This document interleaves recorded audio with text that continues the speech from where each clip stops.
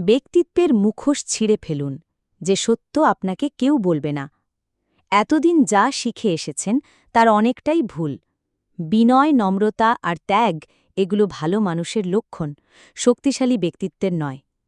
শক্তিশালী ব্যক্তিত্ব তৈরি হয় আঘাত থেকে, প্রত্যাখ্যান থেকে আর কঠিন বাস্তবতা থেকে। ভালো মানুষ হওয়ার চেষ্টা ছাড়ুন, প্রভাবশালী হওয়ার খেলাটা শিখুন।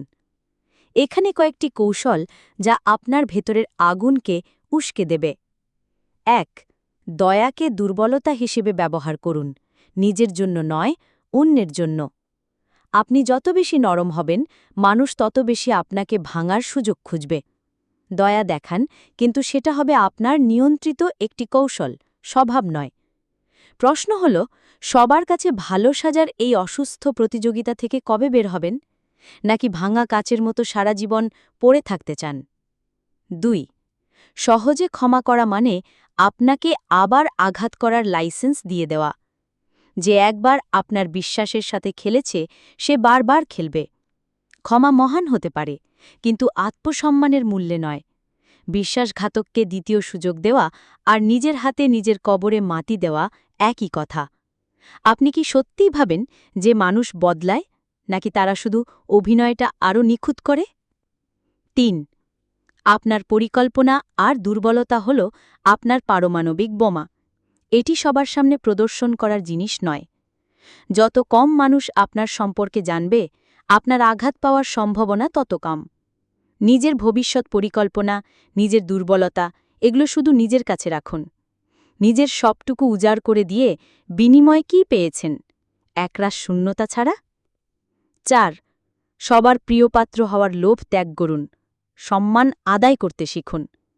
ইতিহাসে দেখুন, যারা পৃথিবীতে পরিবর্তন এনেছে তাদের বন্ধুর চেয়ে শত্রু বেশি ছিল। যদি সবাই আপনাকে পছন্দ করে, তার মানে আপনি জীবনে কোনো গুরুত্বপূর্ণ অবস্থানই নেননি।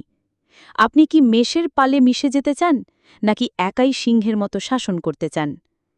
৫. না বলতে শিখুন, আনঅ্যাপোলজেটিক্যালি। অন্যের অনুভূতির দায় আপনার নয়। আপনি যদি নিজের সময় আর শক্তিকে মূল্য না দেন, তবে অন্য কেউ দেবে না।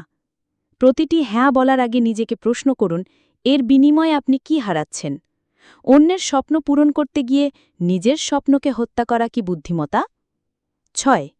তর্কে জিততে যাবেন না, তর্ককে অপ্রাসঙ্গিক বানিয়ে দিন। সবার সাথে তর্ক করে নিজের শক্তি ক্ষয় করবেন না। আপনার নীরবতা আর উপেক্ষা হবে আপনার সবচেয়ে বড় জবাব। যখন কেউ আপনাকে তর্কে হারাতে চায়, তাকে তার মানসিক দেউলিয়াপনার সাথে একা ছেড়ে দিন। আপনি কি জানেন, কিছু মানুষের সাথে তর্ক করা আর দেওয়ালে মাথা ঠোকার সমান? শেষ প্রশ্ন, আপনার ব্যক্তিত্ব কি অন্যের চোখে আপনার প্রতিচ্ছবি, নাকি আপনার নিজের হাতে গড়া এক দুর্ভেদ্য দুর্গ? ভাবুন, উত্তরটা আপনার ভেতরকেই নতুন করে চিনতে সাহায্য করবে।